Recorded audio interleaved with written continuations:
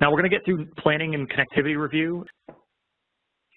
Connectivity is critical, right? I just want to drive this home. This is more for review, and this will be more about you coming back to this section later on as you download this document and go into your first deployment.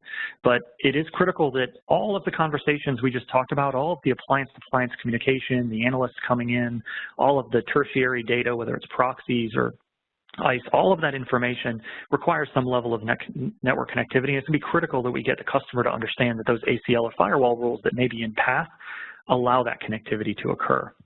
So there are two slides here in this deck, and I'll leave it up for a second here, the slide 1 and then slide 2. I'm not going to go through every line, but again, this is just for reference. This, I think, is something that you are going to want to discuss with the customer depending on what appliances they're using, and making sure that they understand what connectivity they need. So as an example, you can see here that the admin PC or the admin of the solution is going to want SSL capability, HTTPS capability on TCP 443 to all appliances to manage the appliances and access them.